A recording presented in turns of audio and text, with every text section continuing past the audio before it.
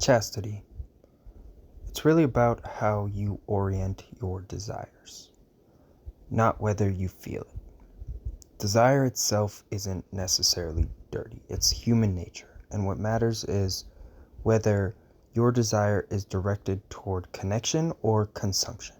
In our modern culture, we're trained to want things instantly and discard things quickly. People swipe, they scroll, they move on, and they rarely sit with their own hearts long enough to ask, what am I actually looking for? Chastity slows that down.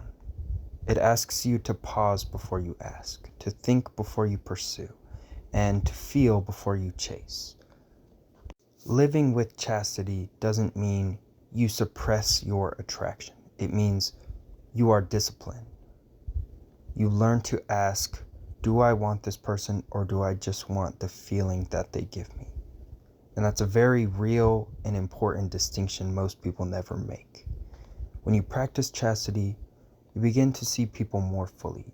You notice their character and their struggles, their kindness, their pain, and not just their appearance. You start valuing depth over novelty, which is rare in a world addicted to surface level excitement. Real chastity is emotional discipline, not repression. It means not using people for attention, not treating relationships like a game, not confusing lust with love, and not chasing emptiness to feel something. In today's world, everything is sexualized. In social media, in music, in movies, even in humor. It's everywhere. We're constantly being trained to see our bodies before our souls. And chastity pushes back against that. It says, I refuse to reduce people to just what they look like. It says, I want connection, not just attraction. It says, I want meaning and not just momentary pleasure. And that doesn't make you a weak person or weak-minded. It just makes you strong enough to resist a culture built on consumption. As we know, every virtue has a deadly sin beside it. And the sin that sits opposite to chastity is lust. Lust isn't just sexual. It's the urge to take without care. Lust tells us that I want you for how you make me feel. And chastity makes us say, I care about you and who you are. Lust wants control, validation, escape. Chastity wants real connections and respect and truth. Lust turns people into objects. Chastity recognizes their humanity and their souls. And most of us, especially growing up, have wrestled with lust in some way. Not because we're bad, but because the world we live in is designed to pull us that direction. And choosing chastity doesn't mean you never feel a desire. It means you learn how to govern it instead of letting it govern you. Lust grows in the emptiness and wants to fill all the voids in your life. It thrives when people are lonely and insecure or running from themselves. And it promises you comfort or distraction or validation, but it rarely delivers anything lasting. And the problem isn't that lust feels good in the moment. The problem is what it leaves you with afterward. The emptiness, the guilt, the disconnection. It takes without filling you up in a meaningful way. Chastity, on the other hand, builds something real. It builds respect, it builds trust, and emotional safety. Instead of chasing every single impulse, you learn to sit with the tension and make the better choice. Choosing chastity doesn't make you boring. It makes your connection rarer and richer. And when you don't give your attention or your body to just anyone, the people you do choose to let close mean just that much more.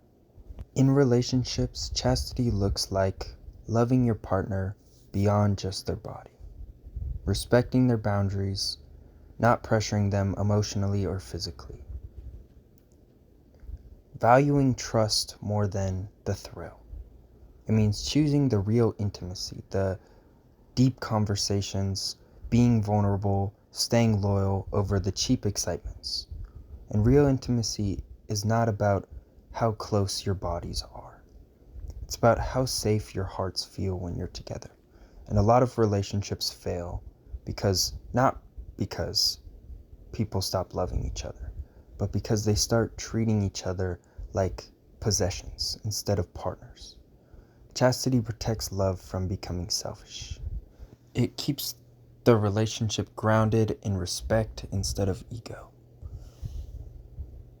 Chastity in a relationship isn't cold or distant. It's actually more intimate. Real intimacy is created through trust and not just touch. It's built when two people feel emotionally safe enough to be honest with each other and to be imperfect together. And in many relationships today, people rush physical closeness before emotional closeness. They sleep together quickly, but don't really know each other on a deeper level.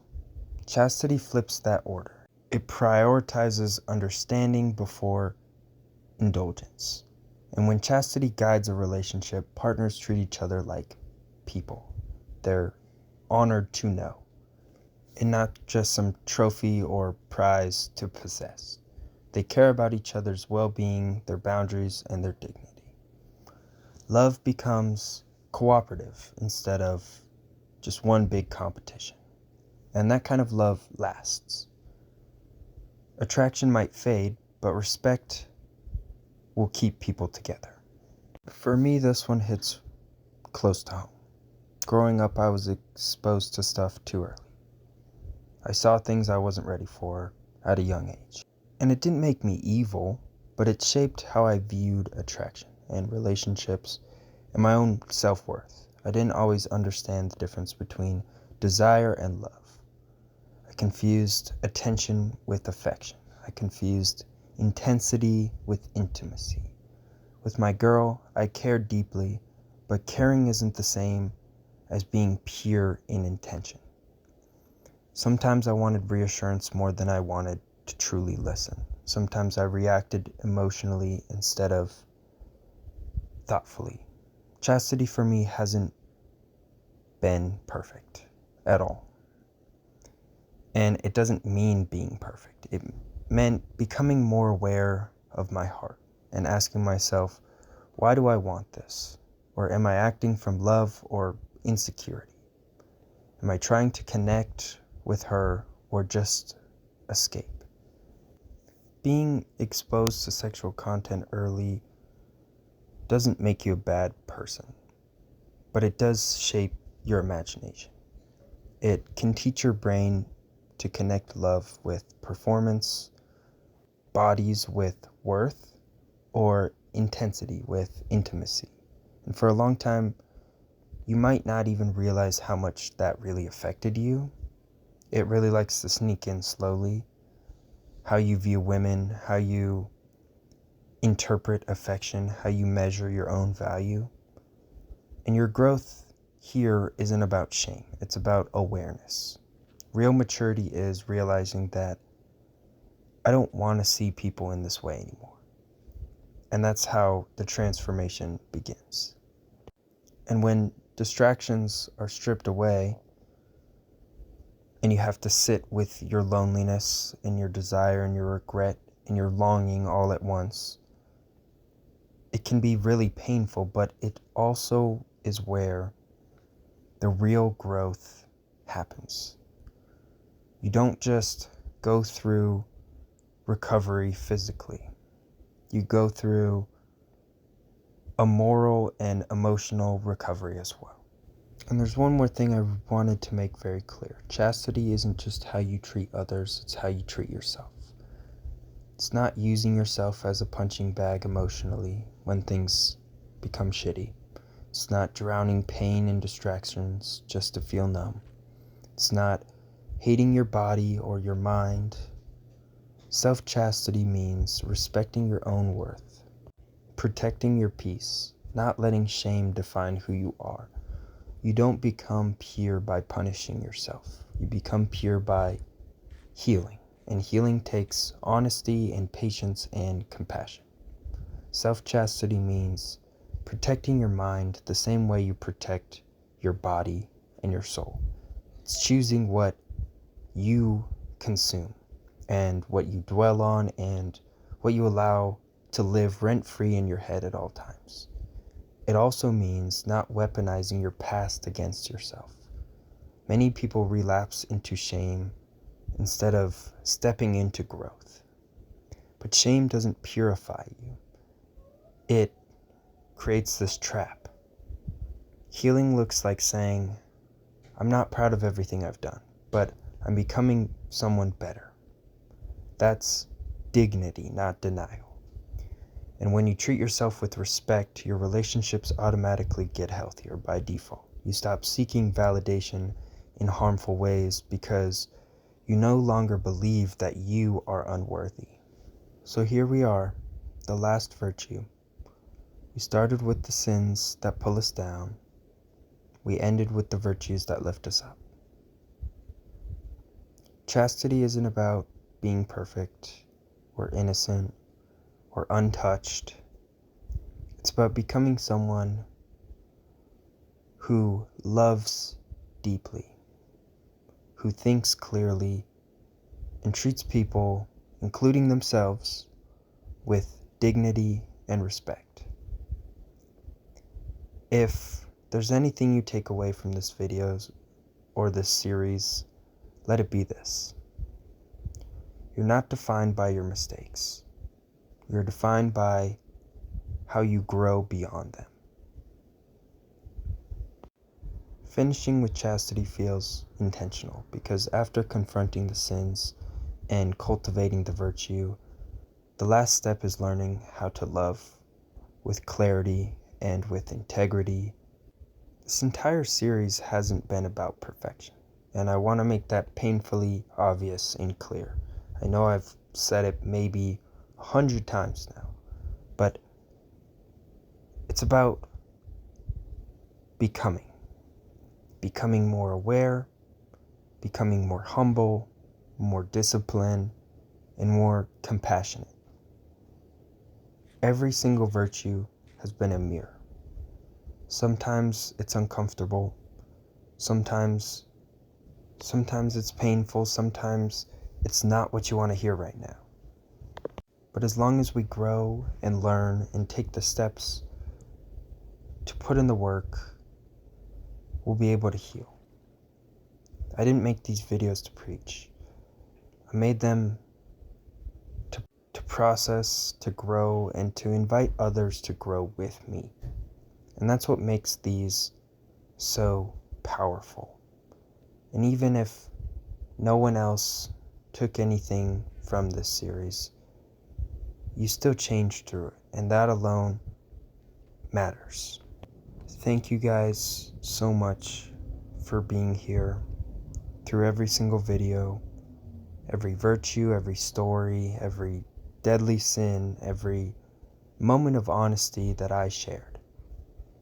Your support means so much more to me than you guys know. It doesn't matter if I'm reaching one person or 100 or 1,000,000 even. And no matter where you are right now, confused, hurting, growing, or healing, I want you to keep going. Keep becoming someone better than you were yesterday. If you've been here from the first video to this one and seen the progress and the improvement that I've made, I just wanted to say thank you. Not just for watching the video, but for taking the time to think with me and sitting with the uncomfortable ideas and growing alongside me instead of judging from a distance. Making these series and these videos changed me more than I ever expected it would. It forced me to look at my own heart and my own mistakes, look at my own patterns and my potential in a way that I didn't even know was possible. In a way, these videos weren't just for you. They were for me too.